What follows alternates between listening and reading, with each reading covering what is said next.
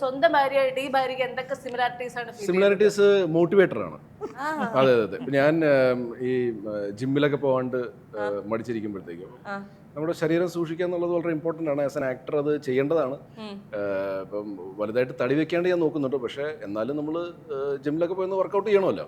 അപ്പോൾ എന്നെ ഇടയ്ക്കിടയ്ക്ക് മോട്ടിവേറ്റ് ചെയ്യുന്ന ഒരാളാണ്. അതേപോലെ എന്നെ മോട്ടിവേറ്റ് ചെയ്യുന്ന ഒരു സ്ക്രീൻ വൈഫാണ് അശ്വതിയുടെ ക്യാരക്ടർ. പിന്നെ അതിനകത്ത് വേറൊരു സംഭവമാണ്. അശ്വതിയുടെ ഒരു ഇമോഷണൽ സീൻ എടുക്കാൻ വേണ്ടി പോവാണ്. അത് ഞാൻ പറഞ്ഞോട്ടെ?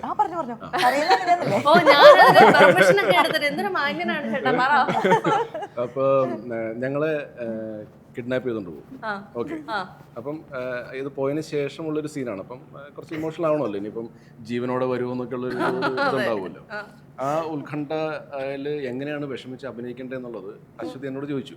അപ്പോൾ അശ്വതിയുടെ വിചാരം ഞാൻ കുറച്ച് പടങ്ങൾ കൂടുതൽ ചെയ്ത കാരണം ഞാൻ ഭയങ്കര ആക്ടർ എന്നുള്ളതായിരിക്കും പുള്ളിക്കാലത്തെ വിചാരം. അപ്പോൾ എന്നോട് ചോദിച്ചപ്പോൾ ഞാൻ പറഞ്ഞു അതൊന്നുമില്ല, ഞാൻ സാധാരണ സട്ടിലായിട്ട് വലിയ ആക്ടേഴ്സൊക്കെ പറയുന്ന പോലെ ഞാൻ വന്നപ്പോൾ ഒരു എയർ പിടിച്ച് ഞാൻ പറഞ്ഞ് സ്വന്തം ഭർത്താവിനെ ഇങ്ങനെ ആരെങ്കിലും കിഡ്നാപ്പ് ചെയ്യുവാണെങ്കിൽ അങ്ങനെ ഓർക്ക്. അപ്പൊ ആ ഒരു ഇമോഷൻ അശ്വതി പറയണേ സ്വന്തം ഭർത്താവിനാണെങ്കിൽ കൊണ്ടുപോകോട്ടേക്ക് അവര് തന്നെ അവരുടെ സ്വന്തം ഉത്തരവാദിത്തത്തിൽ തിരിച്ചു കൊണ്ടുവരുമെന്നല്ലേ? ആര് കൊണ്ടുവരും തിരിച്ചു കൊണ്ടുവരും? എനിക്ക് ഭയങ്കര കോൺഫിഡൻസ് ആ കാര്യത്തില്.